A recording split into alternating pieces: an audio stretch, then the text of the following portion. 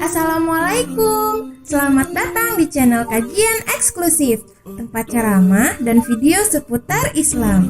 Untuk mendukung channel ini, silakan klik tombol subscribe, like, komen, dan share link video ini ke media sosial kamu ya. Semoga kita semua mendapat pahalanya. Jazakumullahu khairan.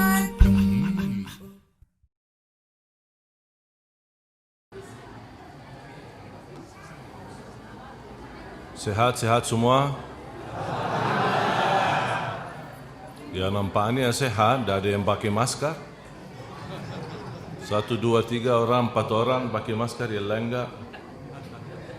Anti corona ya? Jalan-jalan corona cuma di Jakarta. Ya, tetap kita harus waspadalah. Ya, menjaga protokol kesehatan bukan demi diri kita tapi juga demi keluarga kita, dan itu ikhtiar, bukan ini aturan pemerintah tetapi ajaran agama. Islam melarang kita membuang diri ke tempat yang membahayakan. Jadi mohon ya, supaya saya harap semua jamaah masjid tetap sehat walafiat dan selalu dalam lindungan Allah Subhanahu wa taala. Untuk menyempurnakan tawakal harus berikhtiar. Tidak ada tawakal tanpa ikhtiar. Kita takut Allah dan juga takut corona. Dan rasa tu kita takut sama Allah beda sama rasa takut kita sama corona. Takut kita sama Allah akidah. Takut kita sama corona bukan akidah. Jadi jangan ada orang, jangan disamain, kok takut sama Allah, kok takut sama corona, kok sama-sama takut. Bukan, soal takut sama Allah akidah, iman. Takut sama corona wajar. Siapa yang tidak takut sakit? Siapa yang tidak takut bahaya? Siapa yang tidak takut dirampok? Siapa yang tidak takut kecelakaan? Itu bukan berarti takut yang merubah iman, tapi takut yang wajar, manusiawi. Ada orang takut gelap, itu wajar, manusiawi. Anak-anak takut tidur di tempat yang gelap, manusiawi. Kita takut dari binatang liar, manusiawi. Justru menurut medis, ahli psikologi jiwa, kalau ada orang yang tidak pernah merasa takut, justru dia sakit. Perlu diperiksa. Yang dimaksud rasa takut yang batin, yang wajar. Takut apa? Sakit. Mudah-mudahan Bapak Ibu semua di dalam lindungan Allah Subhanahu wa taala. Bismillahirrahmanirrahim. Alhamdulillahi rabbil alamin. Asyhadu an la ilaha illallah wahdahu la syarika lahu waliyus salihin. Wa asyhadu anna sayyidana wa nabiyyana Muhammadan abduhu wa rasuluhu as-sadiqul amin. Allahumma salli wa sallim wa barik ala sayyidina Muhammadin wa ala alihi wa sahbihi wa man tabi'ahum bi ihsanin ila yaumiddin. Subhanaka la ilma lana illa ma 'allamtana innaka antal alimul hakim. Kok ibu-ibu ribut di belakang sih? Jaga jarak, Bu.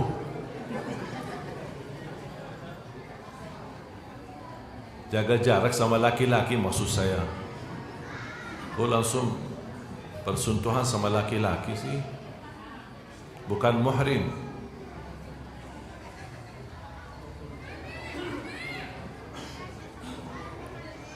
Tidak apa-apa, ibu-ibu kan senang. Rasanya selama ini nonton di TV, jadi sekarang bisa melihat langsung. Jadi merasa tidak nyaman di luar. Kalau boleh mereka punya pilihan, usir laki-laki keluar, mereka yang masuk. Betul ya, Bu? Kan betul. Pingin dia maju, ya Allah. Boleh nggak saya maju ya ke depannya? Mau salaman sama saya? Dah boleh. Mudah-mudahan ibu-ibu senantiasa dimuliakan dan diberkahi Allah Subhanahu wa taala.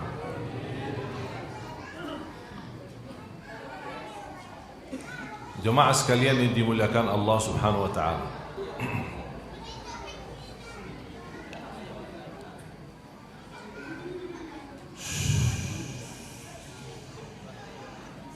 Adik,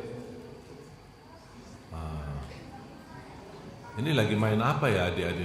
Main game ya?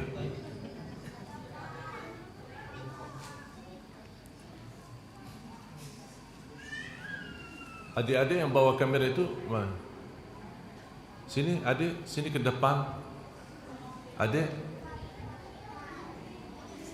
sini maju ke depan. Dah apa? Sini adik, bawa HP ini sekalian. Sini panitia, tolong bantu.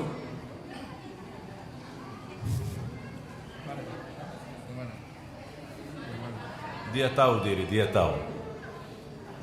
Nah, ya ini yang pakai sarung ya. Dah apa?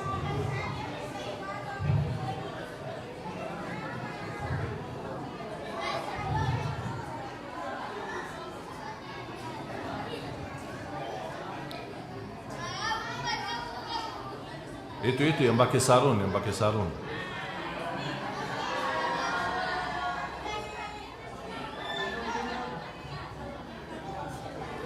Jangan takut dong.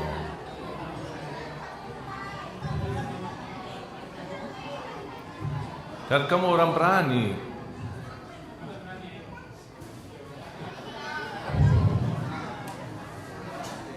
Tak, saya mau yang pakai sarung, Ayo temanin adik-adik. Bukan disuruh ngaji, Pak. Dah disuruh ngaji kok, dah disuruh ngaji. Sini sebentar. Yang pakai sarung.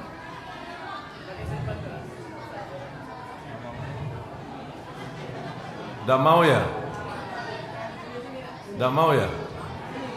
Hah?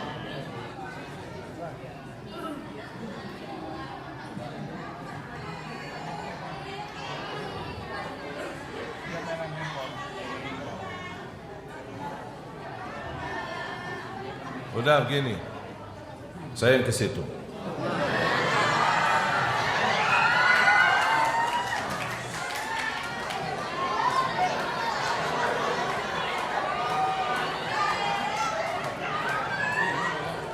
Berlesai bawa aja. Tuh. Berlesai tuh.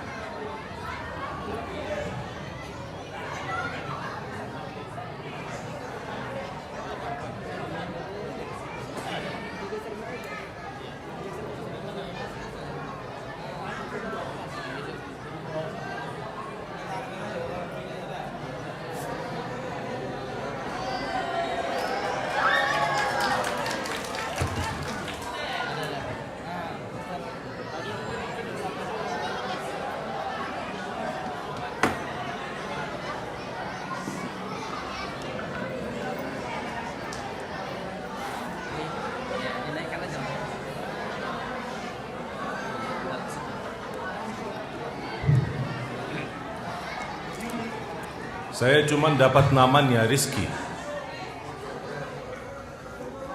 Dia namanya Rizki tapi tolak Rizki. Saya tadi rayu dia untuk ke depan terus ngaji suratul Fatihah aja. Mau enggak? Saya kasih 100.000. 200.000. 300.000. Kenapa? Ini rizki, kan nama kamu rizki, dapat rizki. 500.000. Nggak berani. 500.000 nggak mau. Pasti sekarang teman-teman, gimana kamu kok 500.000 kan nggak mau? Kalau saya diminta pasti saya mau, biarpun 50.000 mau. Adik-adik yang mau ngaji dapat 50.000, siapa? Ayo angkat tangan. Tuh kan? Yang baju merah. Sini adik.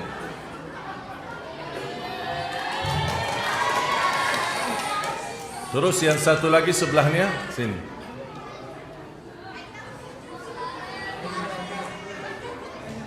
Sini.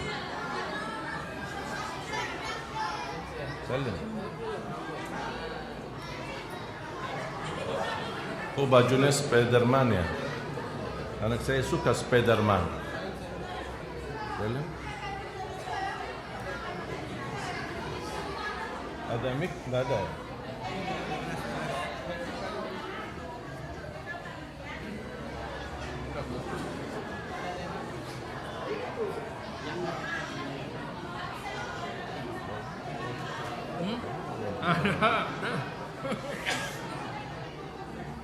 Siapa namanya?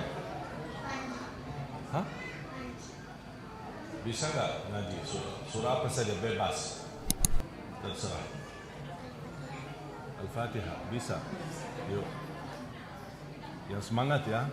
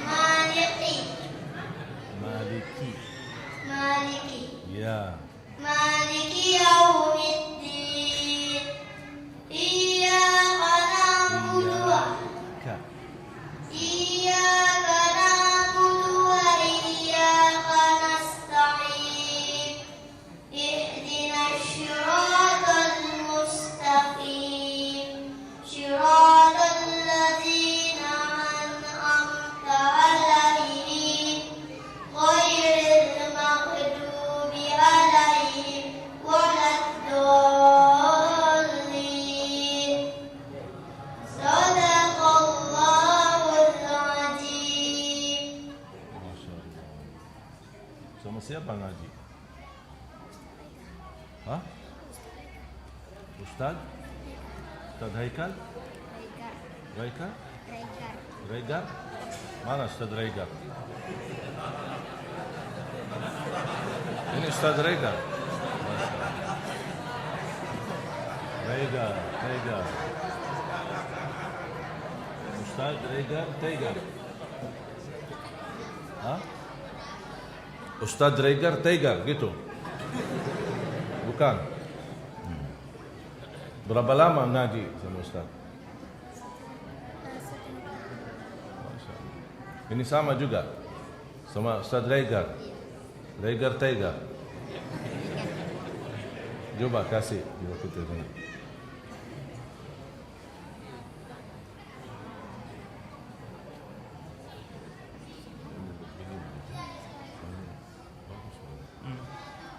Ya. Terserah bebas. Mau suratul Baqarah boleh? Boleh.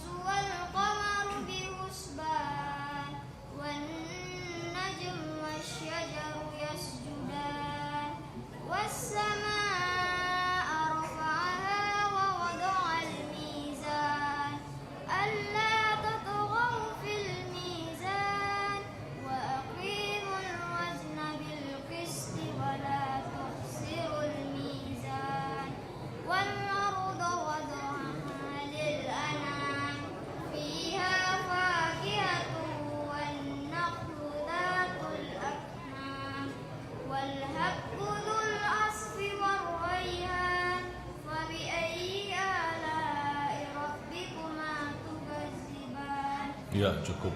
Sadaqallah. Sadaqallahul azim. Kalau kamu perlu perbaiki huruf kaf sama huruf ha. Ya. Ha tidak boleh dibaca ha. Ar-Rahmanir Rahim, salah. Ar-Rahmanir Rahim. Sama-sama ha. Ya. Cuba ha. Ha. Ka. Jangan qa. Tapi senyum, senyum. Senyum lagi. Ya. Qa. Salah. Ka. Maliki. Maliki. Cuba kalau Malika. Malika. Wah. Sudah tahu salahnya di mana? Ya. Lalu kamu tolong diperhatikan huruf ha. Banyak ha yang kamu baca tadi menjadi ha, dan ini bisa rubah makna. Alhamdulillahi Rabbil Alamin artinya segala puji bagi Allah. Alhamdulillahi Rabbil Alamin, segala kematian bagi Allah. Bahaya ya. Boleh enggak kita bilang Allah mati? Tak boleh. Karena Allahu la ilaha illa huwal hayyul qayyum. Saya kasih hadiah. Tadi saya bilang 50.000 ya. Ya, saya kasih masing-masing 150.000. Karena tadi saya jujur saja tertarik, suara adik-adik ini luar biasa, suara bagus. Tinggal hanya tingkatkan hurufnya. Tingkatkan hurufnya. Ustaz Rega? Siap Ustaz? Terima kasih. Terima kasih. Sini foto dulu, foto dulu. Foto. Mau foto enggak? Hah? Mau foto? Tapi bayar 50.000.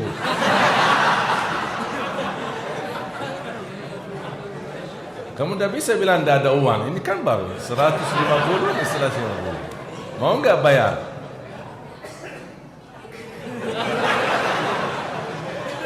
Ayo. Ya terserah, ikhlas kalau dah mau. Tak apa-apa. Tapi kalau mau bayar. Mau? Oh, mana? Luar biasa nih. Sudah. Tolong tim saya keluarkan surat keputusan. Siapa yang mau foto sama saya bayar 50.000. Ini kan laku nih. Apalagi corona susah dapat penghasilan. Ini kan lumayan. Mana ada kameranya? Ada ya? Bismillah. Ini. Oke. Ganti posisi. Ganti posisi. Soalnya ini foto mahal. Oke. Alhamdulillah. Senang tak? Adik, dah apa-apa ikhlas fotonya? Fotonya. Puannya ikhlas. Ya? Sini dulu. Ikhlas ya? Betul. Dah ada di hati. Saya boleh untuk saya kasih ke anak-anak tahfiz. Jadi sedekah ya, atas nama kamu sama atas nama kamu ya. Boleh? Bukan di saku saya tapi buat tahfiz. Dah apa boleh ya? InsyaAllah menjadi amal salih ya. Terima kasih. Silahkan. Rizki. Ayo Rizki. Masa kalah sama adik-adik sih? Belum mau juga ya? Belum mau ya? Rizki.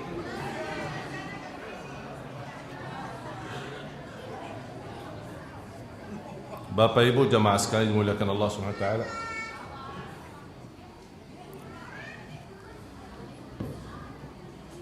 Perlu kita tanamkan cinta Al-Quran kepada anak-anak kita. harus kita punya sabar yang panjang saat mengajarin anak-anak kita. Bu, boleh duduk bu? Silakan duduk. Santai-santai aja. Kalau belum sempat foto, nanti ibu-ibu tanggal 30 Agustus nanti, saya sama adik saya si Muhammad live di Damai Indonesiaku TV One. Nanti sambil nonton foto. Ya, bawa bisa foto selfie. Ya bu, boleh ya? Soalnya kalau foto sama saya di sini mahal. Kalau foto sama layar tak apa-apa. Mudah-mudahan insya-Allah Allah berkahi semua.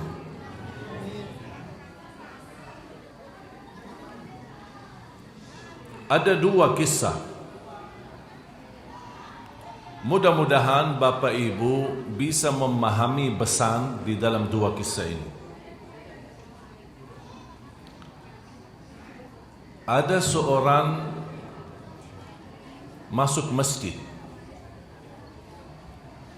Masjid cuman ada 7 orang. Tak banyak, tak ramai. Datang seorang anak masuk ke masjid. Ada seorang bapak yang ada di depan. Saya tidak tahu dia mengambil pemahaman itu dari mana.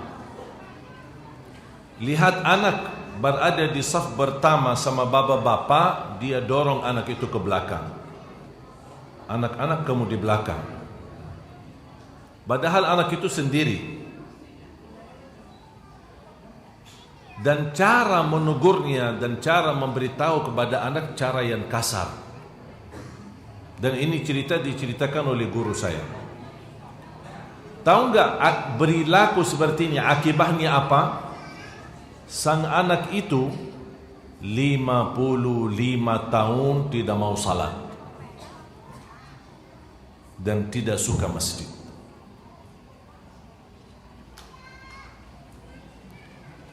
Hati-hati Bapak Ibu terhadap sikapmu. Karena bisa gara-gara cara kita menasihati orang atau menegur orang dengan cara yang kasar. Niat kita baik, itu tidak cukup. Niat tidak cukup. Niat yang baik dan perilaku pun yang baik. Jangan gara-gara sikap dan akhlak kita yang buruk terhadap orang lain membuat dia sudah tidak suka pengajian, tidak suka majlis ilmu, tidak suka ngaji, dan kitalah yang membawa dosanya sampai hari kiamat. Sebaliknya, seorang anak masuk masjid, dicuri sandalnya. Sandal dia baru saja dibelikan sama bapaknya, masih baru, namanya anak-anak pasti bahagia. Apapun diberikan sesuatu yang baru, berupa mainan, baju, apa saja, topi, gamis, sepatunya, sandal.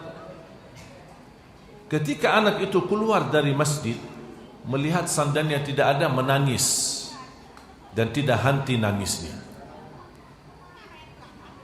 Ada seorang saleh keluar dari masjid, melihat si anak itu nangis, dan dia tahu kenapa nangis, karena kehilangan sandalnya. Apa yang dilakukan oleh seorang saleh itu? Orang cukup usia, seorang tua. Dia membawa sang anak ke toko, kemudian dia belikan sandal yang baru dan lebih bagus daripada yang sudah hilang. Membuat anak seumur hidupnya tidak pernah lepas dari masjid. suka masjid karena dia tahu masjid adalah tempat perlindungan, masjid tempat memuliakan, masjid adalah tempat membagi cinta.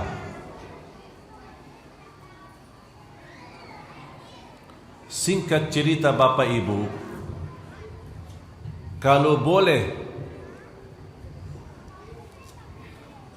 ingin belajar agama dari awal sampai akhir, menguasai seluruh perintah, seluruh ilmu yang ada di dalam agama, dan kalau kita badatin, mau ambil kesimpulan dari apa yang selama kita belajari dari nol sampai akhir, singkatannya satu kalimat: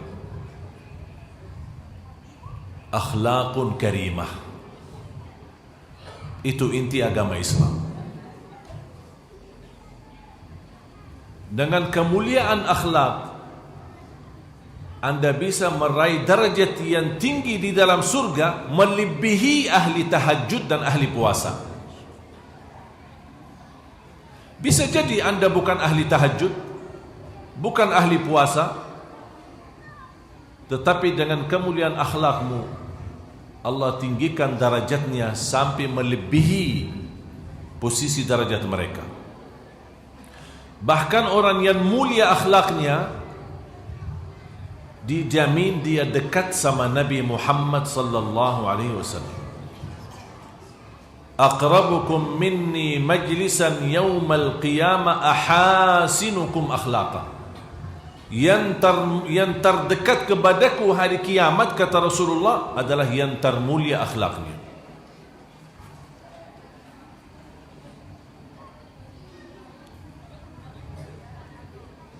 Akhlak adalah perilaku. Akhlak ketika bergaul dengan teman-teman. Akhlak berkataan. Jaga mulutmu. Jangan sampai Anda butuh minta maaf. Lebih baik daripada minta maaf sama orang, jaga lidahmu supaya tidak menyakiti dia. Kalau saat kita minta maaf, belum tentu dimaafkan orang yang sudah dinyakiti perasaannya. Kita tidak tahu. Daripada kita gagal nanti minta maaf tidak dimaafkan, nanti kita membawa bebannya. Bisa gara-gara sekali kita menyakiti hancur. Ibarat kata, lidah bisa menghancurkan tulang dengan kalimat, apalagi perasaan. Bahkan Rasulullah SAW bersabda, man kana yu'minu billahi wal yawmil akhir falyakul khairan aw liyasmut. Barang siapa yang iman kepada Allah dan hari akhir, berkatalah yang baik atau diam. Diam. Lagi-lagi ini kalau orang biasa, wajib kita jaga kemuliaan akhlak, perilaku, sikap, perkataan. Apalagi orang itu adalah orang tua kita.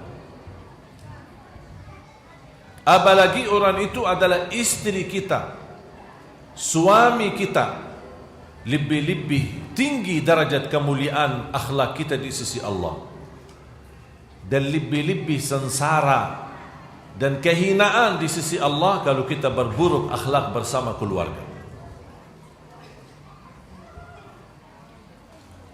Kata Rasulullah SAW, yang bisa dikatakan disebut laki-laki, yang benar laki-laki adalah yang termulia akhlaknya sama istrinya. Sampai kata Rasulullah SAW, khairukum khairukum li ahli wa ana khairukum li ahli. Sebaik-baik di antara kalian yang termulia kebaikannya dan akhlaknya sama istrinya. Sampai kata Rasulullah, dan aku orang yang baik sama istriku. Jadi Rasul sebelum memerintahkan, dia menjadi contoh. Makanya tanya seorang, kalau ingin tahu akhlak seorang, tanya dua. Tanya orang tuanya bagaimana akhlak anaknya, dan tanya sang istri bagaimana akhlaknya suaminya. Kalau ini bisa menjawab dan mereka bahagia terhadap akhlak, istri bahagia dengan suaminya karena kemuliaan akhlaknya, atau orang tua berbahagia karena kemuliaan akhlak anaknya, itu yang disebutkan orang yang mendapatkan posisi dekat sama Rasulullah sallallahu alaihi wasallam.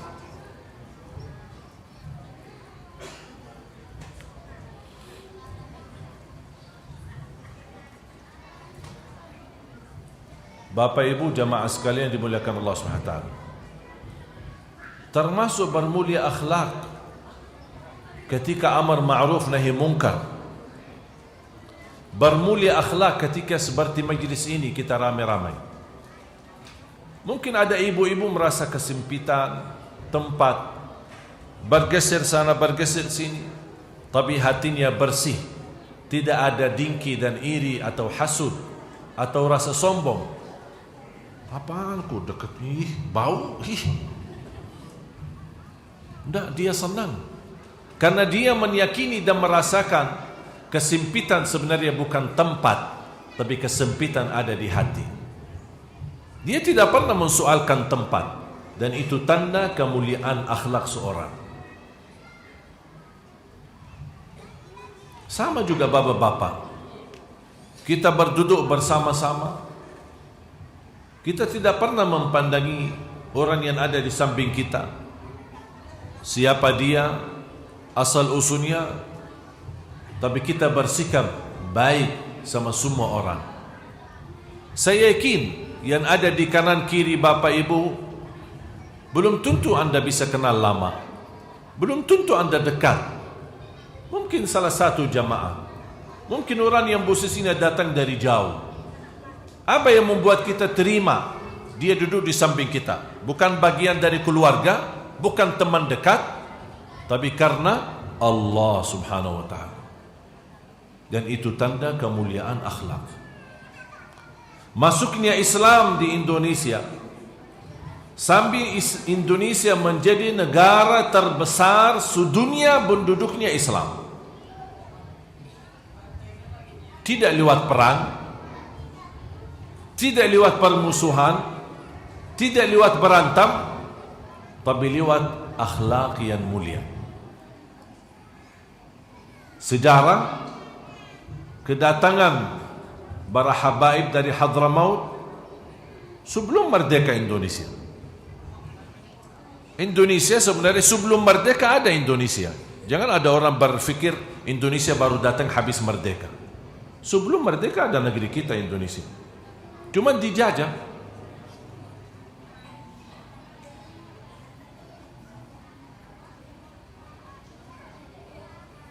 Amanah ketika berdagang,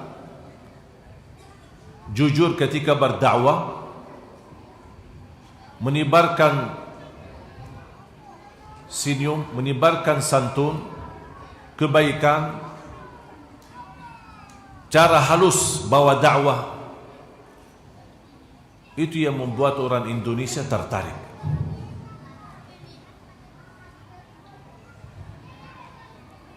Makanya saya selalu doakan para ulama yang Allah anugerahkan mereka berhijrah dari Hadramaut, dari sana ujung di Arab. Mereka datang ke negeri yang cukup jauh, dan di masa itu belum ada penerbangan, semuanya pakai kapal berbulan-bulan. Coba bayangkan. Dan tidak semua bisa dikatakan ulama atau berilmu, tapi mereka datang berhijrah mencari kehidupan. Sebagian ada yang berdakwah, tapi sebagian besar berdagang. Ketika mereka menginjak bumi Indonesia dan membawa perilaku yang baik, jujur dan amanah, terapkan sifat Nabi Muhammad, membuat orang Indonesia suka. Kata guru saya, kalau semua umat Islam yang ada di negeri Eropa yang hidup di tengah-tengah orang-orang kafir.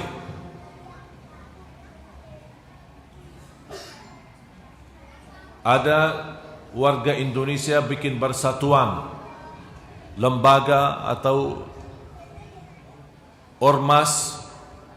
Jangankan hanya orang Indonesia, semua negara memiliki markas atau pusat pertemuan. India, Pakistan, Afrika dan lain sebagainya, bahkan sampai Arab. Kata guru saya, kalau semua orang yang Islam yang ada dan hidup di tengah negeri-negeri kafir, kalau semuanya terapkan akhlak Nabi Muhammad, tidak usah dakwah, akhlak, terapkan akhlak Nabi Muhammad, akan terwujud firman Allah Subhanahu wa taala, "Idza jaa nasrullahi wal fath wa ra'aitan nasa yadkhuluna fi dinillahi afwaja." Akan kamu bisa melihat mereka berkelompok-kelompok, berjamaah datang untuk masuk Islam.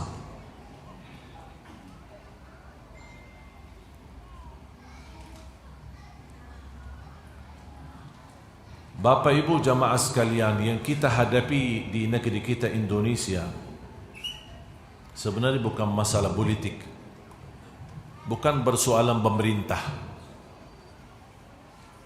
bukan siapa presiden kita, tapi persoalan yang kita hadapi keburukan akhlak yang cukup merajalela.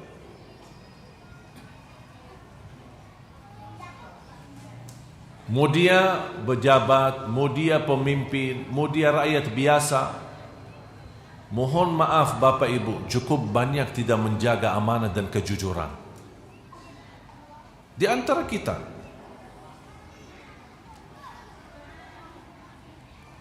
Kenapa kita merasakan ketika kita bergaul dengan seorang atau berdagang, kita takut ditipu, kita takut dibohongi? Apakah Bapak Ibu penipuan itu menjadi sebuah budaya? Kira-kira senang enggak kalau budaya kita menjadi penipu? Kira-kira mau enggak? Mau enggak orang di luar atau siapapun dia merasa kok kalau saya ke Indonesia, ditipu saya? Kira-kira senang enggak ucapan itu? Tidak ada yang suka. Dan selalu saya berkata, jangan kerusakan nama baik Indonesia masuk lewat kita. Jangan gara-gara perilaku saya orang menganggap Indonesia semua rusak. Padahal yang berbuat buruk itu satu orang. Dia pernah berhubungan dengan satu orang, dibohongi, ditipu. Kesannya apa? Apalagi dirampok, apalagi dihabiskan hartanya. Kira-kira kesannya apa Bapak Ibu? Suka enggak Indonesia? Tidak. Bahkan dia akan mempandangi semua kita sama. Betul enggak? Tapi coba bayangkan kalau kita berbaik akhlak, mau dia orang asing, mau dia orang mana, kira-kira kesannya apa? Kalau ditanya gimana Indonesia? Luar biasa. Aman Indonesia. Orang Indonesia mantap. Tidak bisa didua-duakan. Berarti Bapak Ibu, mohon maaf, ini semua tergantung perilaku kita. Jangan ada satu kata orang berkata, ya masa kebaikan negeri kita ini tergantung saya. Ya banyak orangnya penipu, banyak orang jahat. Apa salah saya kalau saya dapat kesempatan? Kalau semua orang berkata seperti ini, akan terjadi kerusakan yang meluas. Tapi kalau semua menjaga akhlak Nabi Muhammad, insya Allah yang ada niat membawa akhlak yang buruk, dia tidak punya tempat di tengah kita. Setuju? Dan mungkin dia punya tempat, karena semua orang yang ada di sekitar kita. Jadi Nabi Muhammad bukan hanya kita menganggap Nabi Muhammad sebagai Nabi kita, tidak. Tapi Nabi Muhammad sallallahu alaihi wasallam ada di dalam diri Bapak Ibu. Orang bisa berhubungan dengan kita, dilihat, oh ini akhlak Nabi Muhammad. Saya lihat mata orang itu Nabi Muhammad, wajahnya Nabi Muhammad, langkah-langkahnya Nabi Muhammad, berdagang Nabi Muhammad. Jadi kita merasakan Nabi Muhammad masih ada di tengah kita. Bukan Nabi Muhammad sudah wafat 1400 tahun yang lalu. Masih ada. Karena kita bukan hanya berkata aku cinta Nabi Muhammad, tapi kita beri laku diri kita menjadi Muhammad. Perbuatan kita terpuji. Coba kira-kira Bapak Ibu perasaannya gimana? Bahkan keluarga dan anakmu kalau kita meninggal dunia, subhanallah, Bapak itu luar biasa, baik, santun, tawadu, tidak pernah suka menyakiti orang lain. Ini ucapan satu kampung kepada keluarga yang bapaknya meninggal. Kira-kira anak dan keturunannya bahagia enggak? Bahagia. Tapi coba seandainya terjadi sebaliknya, menjadi na'udzubillah tukang rambut, pemabuk, menzalimi orang, menyakiti orang, mengambil harta orang. Dan ketika meninggal dunia, satu kampung, alhamdulillah Allah selamatkan kita. Lanjut lagi ke neraka mudah-mudahan. Kira-kira anaknya ketika mendengar ucapan-ucapan satu kampung seperti ini, kira-kira anaknya bahagia enggak? Mungkin tidak bisa tahan dirinya di situ. Mungkin pindah, tidak kuat. Makanya jamaah sekalian, kita punya dua hal yang sangat berharga. Di masa hidupmu, jadilah orang yang baik, akhlak yang mulia. Kenapa? Karena ini akan mengantarkan kepada nama yang baik saat kita wafat. Tidak ada yang berani menyebutkan kejelekan kita, walaupun kita sebagai manusia tidak terlepas dari salah, tidak terlepas dari dosa. Sampai Rasulullah SAW bersabda, wal kalimatu tayyibatu sadaqah. Kalimat yang baik hitungannya pahala sedekah. Jadi orang yang tidak punya harta untuk disedekahi masih punya dan kemampuan untuk bersedekah. Lewat apa? Berkata yang baik.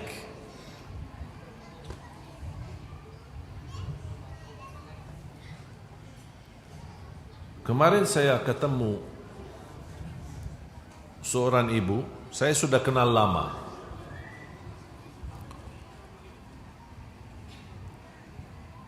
Ketemu dia datang bersama anaknya. Dan saya tahu ibu ini luar biasa berjuangannya untuk agama dan untuk mendidik anaknya. Begitu bertemu sampai dia menangis. Lama sekali kita tidak berkesempatan jumpa. Ngobrol, bicara-bicara panjang lebar. Dan dia berkata, saya ingin curhat. Ya, silahkan. Curhat apa? Saya ada cerita terjadi saya sama seorang ustaz. Dan saya sudah merasa ada sedikit masalah, bisa dikatakan khilaf antara dia sama ustaz tersebut. Dan ustaz itu sangat terkenal dan memiliki kehormatan di tengah masyarakat yang luar biasa. Begitu saya merasa ibu mau bicara, saya bilang mohon maaf ibu, Kalau ada kaitan dengan ustaz ini, saya dah mau dengar. Saya tidak mau dengar dan saya tidak mau tahu. Ini kan beliau kan pernah zalimi. Maaf Bu, saya ingin hati saya selamat sama semua orang, apalagi itu ustaz atau ulama. Kalau saya mendengar apa kata ibu, sebelum saya mengambil hukum atau menilai orang itu baik atau buruk, berarti harus saya tabayun. Harus saya bertemu dengan ustaz itu. Harus saya ceritakan apa yang terjadi. Kira-kira gimana jawaban beliau? Apakah cerita itu benar atau tidak benar? Berarti saya akan membuat kerjaan baru. Betul? Harus kerjaan baru. Karena sebelum saya mengambil keputusan, dua orang punya tuduhan. Kalau saya hanya mendengar dari satu pihak, berarti saya zalim. Saya tidak berlaku jadi hakim. Hakim mendengar dari dua pihak. Dan nanti akan bisa disesuaikan. Apakah bisa didamaikan, bisa islah atau tidak. Tapi saya mengambil sikap lebih baik saya tidak usah tahu. Jangan membiasakan telingamu mendengar buruknya orang. Kita semua punya buruk, termasuk saya. Semua kita punya buruk. Buat apa tahu buruknya orang? Buat apa tahu masalah orang lain? Buat apa tahu masalah keluarga orang lain? Ribut sama istrinya, ribut sama anaknya, punya masalah berantakan di rumah tangganya. Buat apa kita tahu? Emang kita tidak punya masalah di rumah? Tidak punya masalah sama istri? Tidak punya masalah sama anak? Mau enggak kita semua aib kita di rumah terbongkar dan semua orang lihat? Dan semua orang tahu? Kira-kira mau enggak? Semua kita punya masalah. Makanya kita belajar. Jangan suka dengar buruknya orang atau aibnya orang, dan jangan berupaya membuka aib orang. Rasulullah telah menancam dan menjanji, siapa yang berani man tatabba'a aurata akhihi al-muslim tatabba'a Allahu auratah wa fadahahu walau fi jawfi baiti. Barang siapa yang mengikuti aib-aib orang, akan Allah buka aibnya walaupun dia sembunyikan di dalam rumahnya sendiri.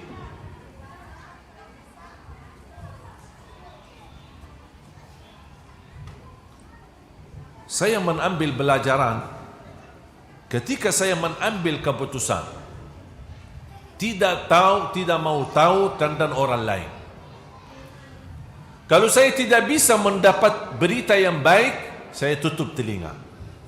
Saya tidak mau tahu. Kenapa?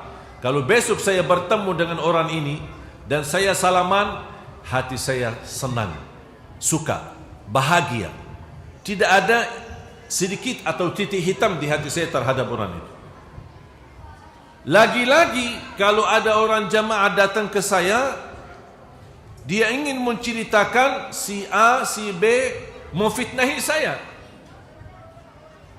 Ada orang datang, Syekh tolong hati-hati. Ada apa sih?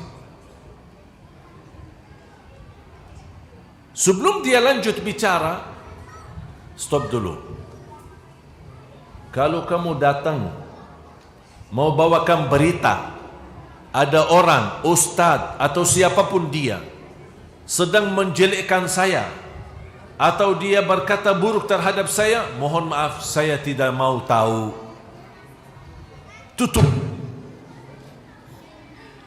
Kalau itu berita yang kamu datangkan, kalau itu yang kamu ingin sampaikan agar saya hati-hati, buat apa saya hati-hati sama orang? Selama saya berilaku mulia akhlak, saya tidak takut orang berburuk akhlak sama saya. Saya tidak takut. Saya belajar bermulia akhlak sama orang lain. Allah yang menjanjikan, idfa' billati hiya ahsan fa idzal ladzi bainaka wa bainahu adawatun ka'annahu waliyyun hamim. Tolaklah dengan perilaku yang baik. karena musuhmu, yang namanya musuh, dengan perilaku yang baik akan Allah jadikan seperti teman sejati. Berarti Allah perintahkan saya berilaku yang baik. Orang ini berilaku baik sama saya, tidak berilaku baik sama saya, itu bukan urusan saya. Saya harus tahu diri. Saya mau berbaik sama semua orang, Muslim, non-Muslim, mau dia Arab, mau dia asal usulnya siapa, mau dari mana, saya tidak peduli latar belakang orang itu. Saya tidak mau peduli, dan saya tidak mau tahu. Kalau di dalam Islam kasih sayangnya binatang dapat pahalanya, masa kasih sayangnya manusia tidak ada pahalanya sih? Binatang aja dapat. Tahu nggak cerita seorang wanita yang dikenal perilakunya buruk, akhlaknya buruk, kemudian sampai berzina-zina? Ketika dia minum air dari sumur air, kemudian ketika dia keluar dari sumur air bertemu dengan anjing yang sedang mengeluarkan lidahnya dan haus, dia turun lagi. Walaupun dia sudah tahu pengalaman dia, turun lagi itu sangat susah.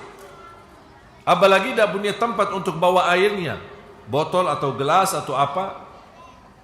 Dia pakai sandal, sepatunya dia turun ke sumur air dan mengisi sepatunya air, kemudian dia megang dengan mulutnya dan dia naik lagi dan kasih kepada anjing.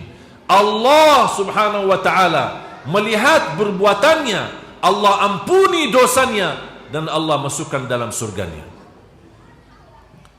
Mulia akhlak sama anjing. Padahal mohon maaf Bapak Ibu, hukum anjing di dalam Islam apa? Najis, haram. Tapi begitu Allah balas pahalanya. Kira-kira gimana kalau binatangnya itu bukan haram? Bagaimana binatang itu seperti burung? Kita kasih air. Kata guru saya, kalau ada kucing atau burung sedang dia di atas tanah atau dia letakkan diri dan ada bekas air hujan, kemudian dia minum. Kadang-kadang kita lihat kan, ada kucing sedang minum dari air yang ada bekas hujan atau apa di tanah, atau burung. Kata guru saya, haram ganggu dia. Kadang-kadang kita datang, hush, dia terbang. Berilaku barangkali sambil main-main, dia dianggap kecil. Apa? Buat apa? Dosa.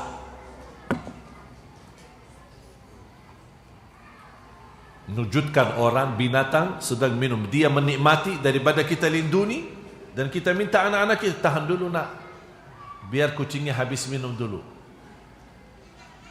Bahkan termasuk kata guru saya, sedekah yang mulia adalah ketika kita membawa air di teras rumah kita atau di tembok rumah kita subuh hari, karena subuh hari kan biasanya banyak burung. Kita letakkan di emper atau apa namanya, mangkok atau apa saja, kita simpan di atas tembok rumah kita atau pagar rumah kita atau teras rumah kita, dan setiap binatang yang datang minum akan kita mendapatkan pahalanya. Dan bisa itu, amalan itu bisa melindungi kita dari takdir yang buruk. Kalau Allah takdirkan di saat itu ada merampok ke rumah kita, ada godaan, ada musibah, ada kebakaran, gara-gara sedekah ini bagi air kepada binatang, Allah selamatkan kita dari takdir ini. Allah rubahkan takdir. Coba balasan Allah kepada kita ketika kita berilaku baik sama binatang. Gimana berilaku baik sama manusia? Lebih-lebih lagi berilaku baik sama sesama muslim. Lebih-lebih lagi kemuliaan kita berilaku baik sama orang tua kita. Faham Bapak Ibu? Jadilah orang yang mulia akhlaknya.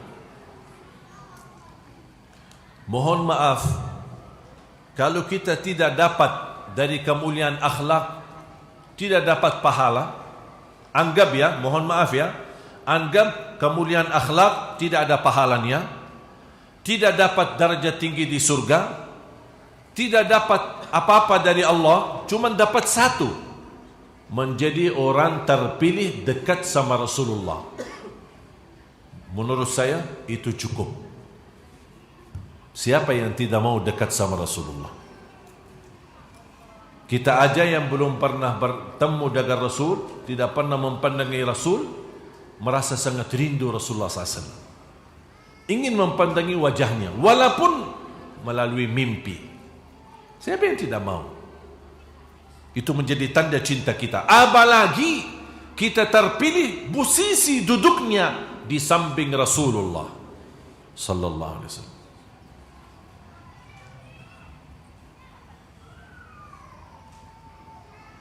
Ketika saya baca satu hadis, seorang wanita tanya sama Rasulullah, saya punya suami sudah wafat, saya masih sangat muda, istilahnya masih bisa nikah, dapatlah jodoh, nikah sama laki-laki lain. Suami saya sudah lama wafat. Boleh enggak itu? Hah? Boleh kan? Kalau ada seorang wanita sudah suaminya lama meninggal, pingin nikah, boleh enggak? Atau, jangan bu, khianati suaminya mana? Kok dibilang berkhianat? Kalau khianat, kalau suaminya ada, kalau suaminya tidak ada, bukan namanya khianat. Dia nikah. Muncullah sebuah pertanyaan datang kepada Rasul, ya Rasulullah,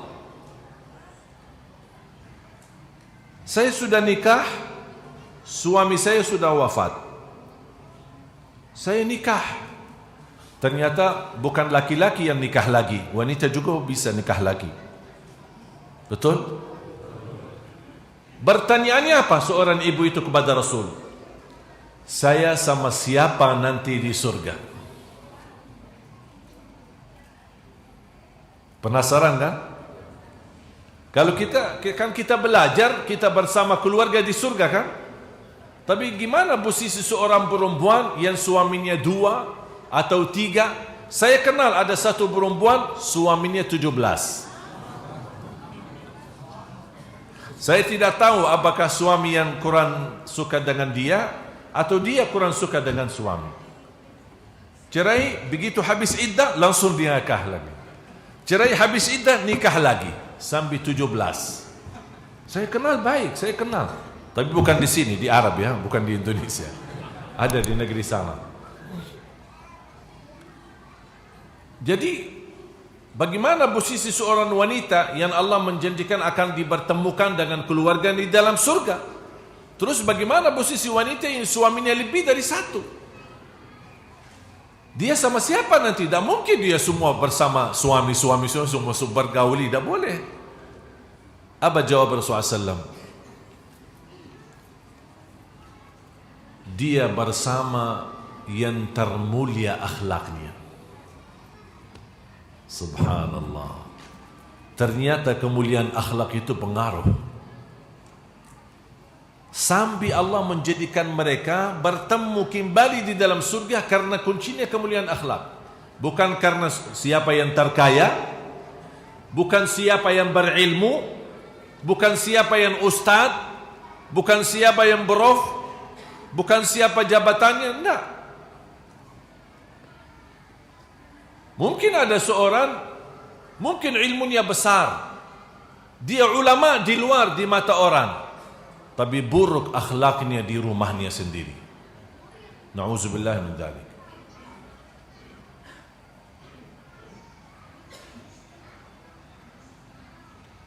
Dan kunci kemuliaan akhlak seorang bukan dia mulia akhlaknya di luar, tapi mulia akhlaknya bersama keluarganya sendiri. Itu yang disebutkan laki yang mulia di sisi Allah.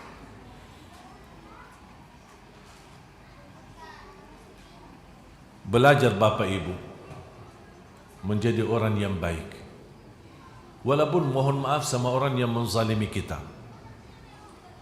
Insya Allah Semua orang yang pernah dizalimi, yakini bakal dapat balasannya.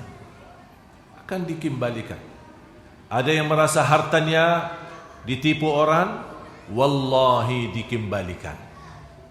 Wallahi bakal dikembalikan. Tenang.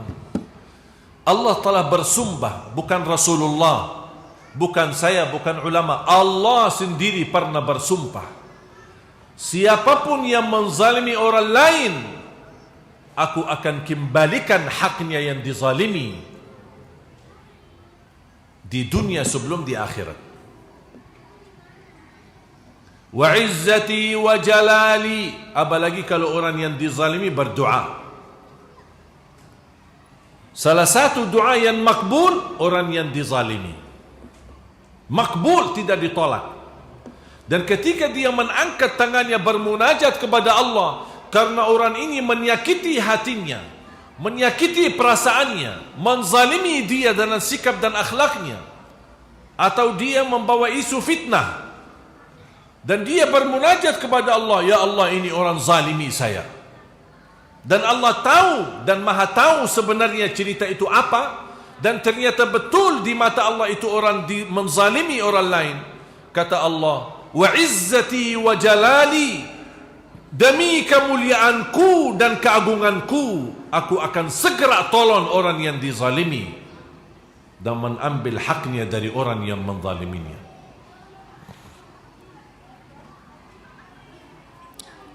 Ketika saya dengar Allah sendiri bersumpah, saya tidur nyaman. Tak pernah takut. Orang fitnahin saya, masalah kecil. Orang caci maki saya, tak ada artinya. Bakal dapat dia gilirannya. Bakal dia difitnah. Bakal dia dicatuhkan. Bakal dia dihina. Tapi bukan saya. Tapi prosesnya cara Allah, bukan cara saya. Saya tidak mau ambil hak saya. Saya bisa bela diri. Saya bisa menghadap orang. Saya bisa berantem. Saya bisa berkelahi sambil ambil hak saya. Tapi saya tidak mau mengambil hak saya dengan cara saya. Saya ingin hak saya bisa datang ke saya, tapi dengan cara Allah. Makanya selalu saya banjatkan kepada orang yang terbukti menghina saya, menzalimi saya atau apa saja, saya selalu banjatkan doa, hasbi Allah wa ni'mal wakil. Artinya apa? Dalam urusan ini saya mewakilimu ya Allah, karena Allah sebaik-baik yang diwakili. Sudah. Kalau ada kasus besar, kita mencari pengacara kan? Ketika sudah serahkan pengacara, kita percaya enggak? Percaya sepenuhnya kepada pengacara untuk mengambil hak saya. Gimana kalau pengacara kita adalah Allah subhanahu wa ta'ala? Percaya enggak? Sangat percaya. Wa ni'mal wakil, ni'mal maula, wa ni'mal nasir. Sebaik-baik penolong.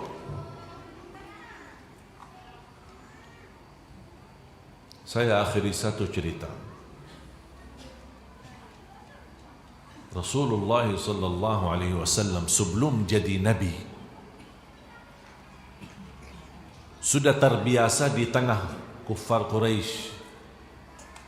Tahu enggak Bapak Ibu, umur Rasulullah hidup di Makkah lebih panjang daripada umur di masa dakwah. Masa dakwahnya berapa lama? 23 tahun. 13 tahun di Makkah dan 10 tahun di Madinah. 23 tahun. Berarti separuh umur dia di Makkah. Umurnya selama di Makkah sebelum jadi Nabi berapa lama? 40. Bayangkan. Kalau kita ingin menilai seorang, ada orang berhubungan dengan orang lain 40 tahun. Ada juga yang 23 tahun. Kira-kira pengalaman saya dan kita tahu siapa yang kira-kira yang lebih ini, apakah yang 40 atau yang 23? Yang 40. Saya lebih lama hidup sama dia. Saya tahu hidupnya, sehari-harinya, perilakunya, di mana dia pergi, di mana dia datang, bergaulnya seperti apa, sikapnya seperti apa. Ini bukan hidup satu hari, 40 tahun. Sampai Nabi Muhammad sebelum jadi Nabi mendapatkan gelar bukan dari siapa-siapa, tapi dari kuffar, orang kafir, dari kuffar Quraisy. Gelarnya apa? As-Sadiqul Amin, orang yang paling jujur dan amanah. Tahu nggak Bapak Ibu,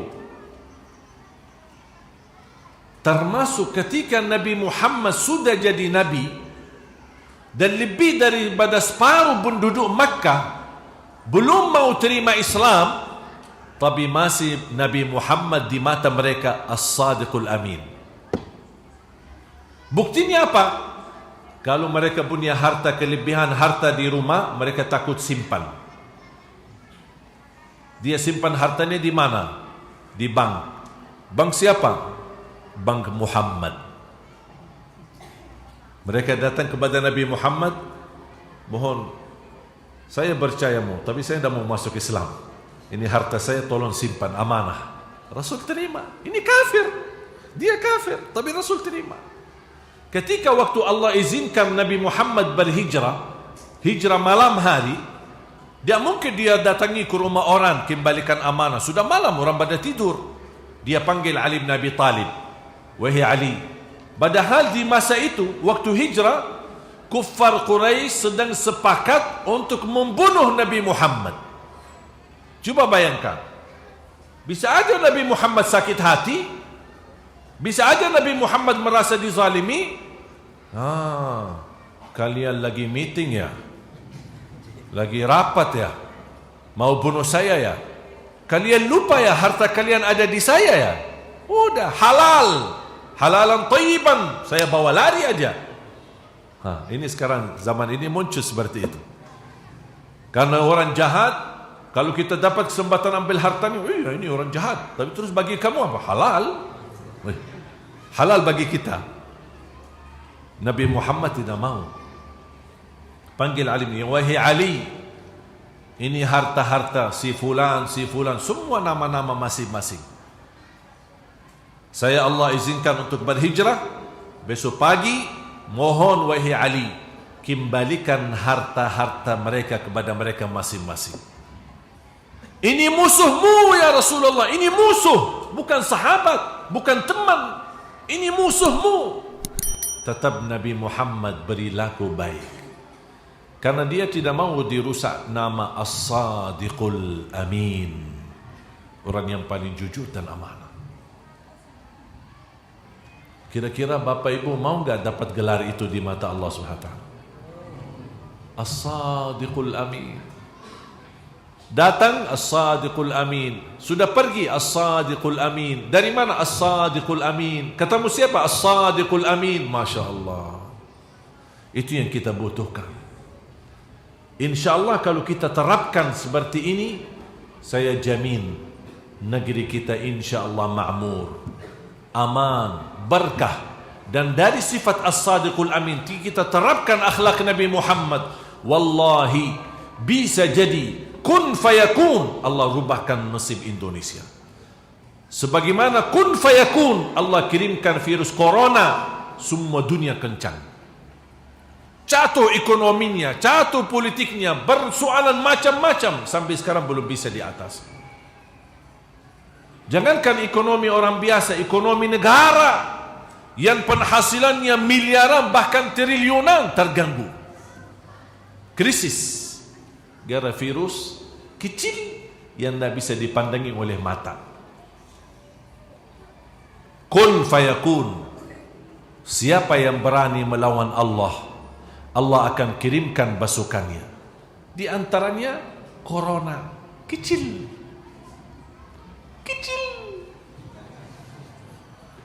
Allah tidak butuh kirim pasukan besar. Allah tidak butuh kirimkan Namrud, Raja Namrud sombong, dan dia berkata saya bisa mematikan orang dan menghidupkan orang, dan dia melawan Nabi Ibrahim, dan dia membuat kezaliman yang luar biasa. Allah kirimkan apa? Tahu nggak? Nyamuk. Nyamuk. Nyamuk. Masuk ke hidungnya. Sampai ke kepalanya.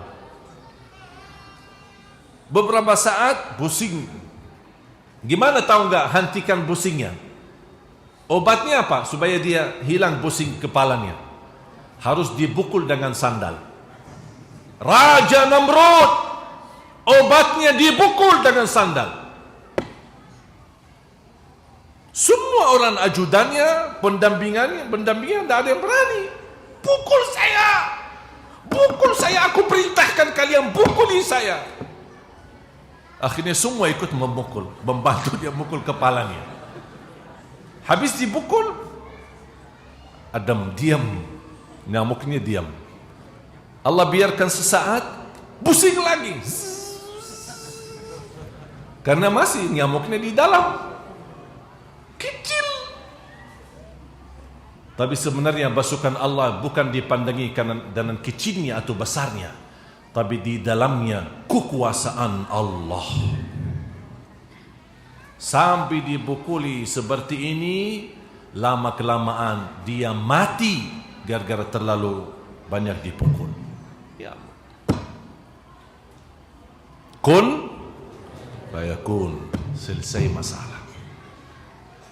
Siapa yang ingin dapat dahsyatnya kun fayakun dalam kehidupannya dan untuk negeri kita Indonesia, kita punya tugas. Rubah dirimu jadi lebih baik, akan Allah rubahkan semua takdir untuk menjadi baik bagi kita. Inna Allah la yughayyiru ma biqaumin hatta yughayyiru ma bi anfusihim.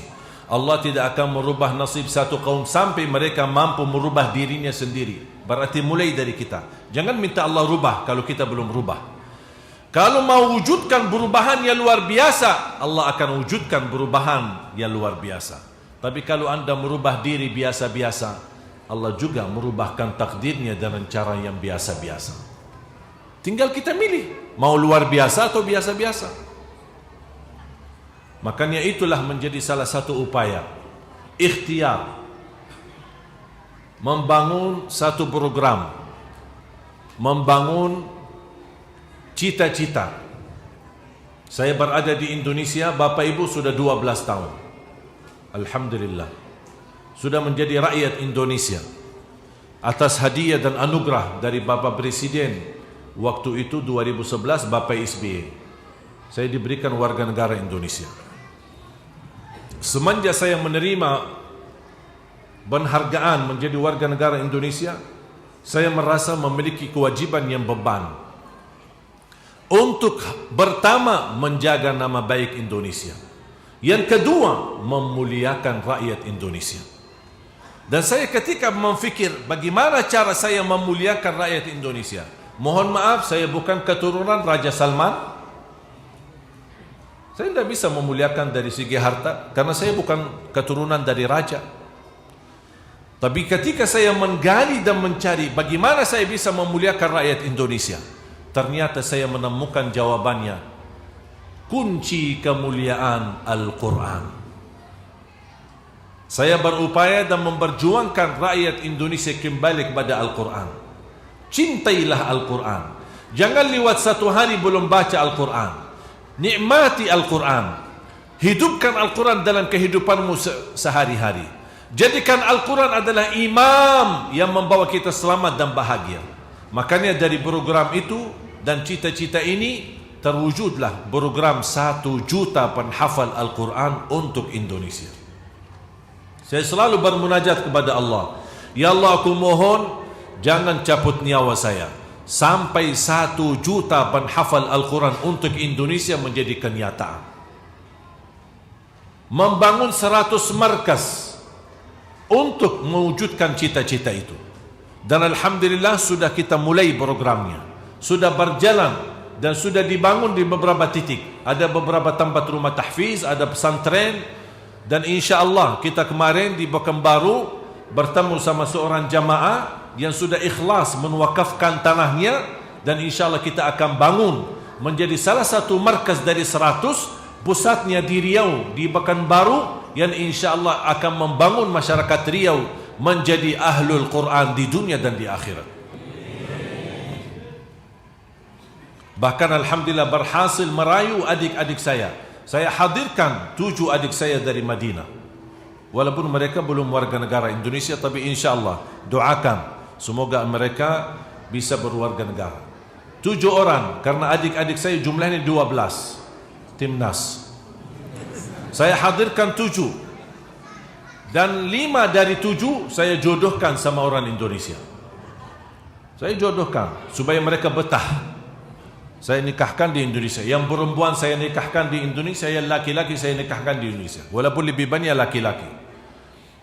Jangan khawatir ibu, masih ada lagi, masih ada. Dan alhamdulillah adanya adik saya bisa ikut membantu. Dan Allah anugerahkan kepada adik-adik saya bisa sudah belajar bahasa Indonesia. Dan alhamdulillah termasuk adik saya Muhammad sedang berada di Riau, lagi berkeliling dakwah-dakwah, safari dakwah. Mudah-mudahan Allah berikan kemudahan, anugerah untuk membawa cita-cita membangun para penghafal Al-Quran. Cita-cita saya setiap masjid insyaAllah punya imam penghafal Al-Quran 30 juz. Makanya itulah yang menjadi program kami, impian yang kami harap mewujudkan. Kenapa? Karena saya percaya dan yakin dengan Al-Quran insyaAllah Indonesia bisa menjadi lebih baik. Kalau orang berkata Makkah Madinah pusatnya kedatangan Islam, saya jawab Indonesia pusatnya kebangkitan Islam untuk dunia. Makanya jamaah sekalian, kalau anda ingin menjadi berharga di sisi Allah, hargai ini. Selama Al-Quran berharga bagimu, mahal bagimu, imam bagimu, budiman dalam kehidupanmu, insya Allah anda bahagia selama dunia akhirat. Mohon doa restu dalam program perjalanan safari dakwah kami semua di setiap titik kami mengajak semua jamaah ikut bersama-sama menjadi keluarga besar 1 juta penghafal Al-Quran. Mungkin Bapak Ibu bisa merasa diri gagal menjadi penghafal, tapi insya Allah kalau Bapak Ibu berkenan terlibat dalam program ini, insya Allah terwujud anakmu, cucumu menjadi penghafal Al-Quran. Bisa jadi kita belum bisa menghafal 30 juz, tapi insya Allah kita akan terus memperjuangkan. Dan kita terlibat dalam program 1 juta penghafal Al-Quran, menjadi keluarga besar Ahlul Quran, bukan hanya dari segi hafalannya, tapi kita bisa dari segi tenaga kita, fisik kita, ilmu kita, fikiran kita, apapun yang kita bisa, bahkan bisa jadi infak dan sedekah kita, wakaf kita, semuanya bisa beramal sesuai kemampuannya. InsyaAllah kalau kita bersama-sama, sejauh manapun langkahnya dan jaraknya, kalau kita berlangkah sama-sama, insyaAllah bakal tercapai cita-cita yang kita inginkan. Sampai insyaAllah dari 1 juta penghafal Al-Quran ini akan Allah wujudkan pemimpin negeri kita Indonesia tercinta. Saya sendiri sudah keliling hampir seluruh provinsi di Indonesia. Sampai kata teman saya, kita aja orang Indonesia belum tentu sudah keliling seluruh Indonesia. Dan saya bertemu dengan puluhan bupati, wali kota, dan juga gubernur-gubernur. Dan alhamdulillah saya bertemu dengan jumlah yang cukup banyak pemimpin daerah penghafal Al-Quran. Tinggal kita sekarang memperluas. Sering saya bertemu dengan para bupati, dan mereka luar biasa semangatnya untuk Al-Quran. Walaupun dia sendiri sebagai bupati belum tentu hafal, dan bahkan belum tentu bisa ngaji, tapi begitu luar biasa. Sampai saya bertemu juga beberapa wali kota yang menyebarkan pengumuman kepada sekolah-sekolah harus belajar Al-Quran di sekolah SD, menjadi keharusan. Bahkan ketika orang tamat dari SD mau ke SMA atau ke SMP, minimal harus hafal juz 30 baru bisa diterima di sekolah. Itu aturan dari daerah-daerah, beberapa daerah yang saya kunjungi. Itu menunjukkan apa? Alhamdulillah, berita gembira, Indonesia semakin dekat sama Al-Quran dan Indonesia semakin dijamin kemakmurannya dan keberkahannya dengan Al-Quran. Siap Bapak Ibu menjadi keluarga Ahlul Quran? Kita bersama-sama memperjuangkan. Insya Allah segala perjuangan kita menjadi amal salih yang diterima di sisi Allah, menjadi saksi bagi kita. Ya Allah, saya belum tentu bisa hafal Al-Quran, tapi saksikan ya Allah, infak saya, sedekah saya, harta saya, wakaf saya, tenaga saya, fikiran saya, ilmu yang saya punya, apapun kemampuanku, ya Allah terimalah sebagai saksi agar bisa melipatkan diri saya dan keluarga saya bersama Ahlul Quran, agar nanti di hari kiamat insya Allah kita semua dapat syafaatnya Al-Quran. Allahumma ya Allah, jadikan pertemuan ini membawa berkah dalam sisa umur kami. Ampunilah segala dosa kami, sucikan hati kami, bersihkan jiwa kami.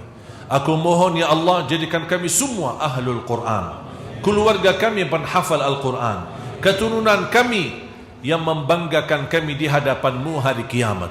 Atas izin-Mu ya Allah, kami sama-sama bertemu di majlis ini.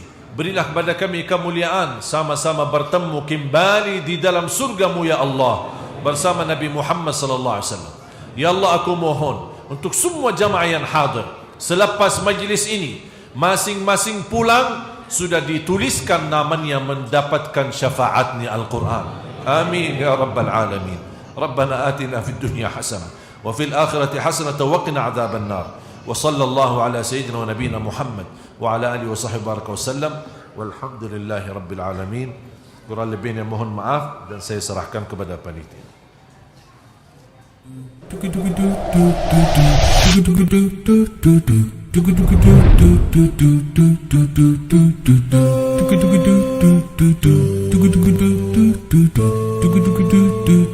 Do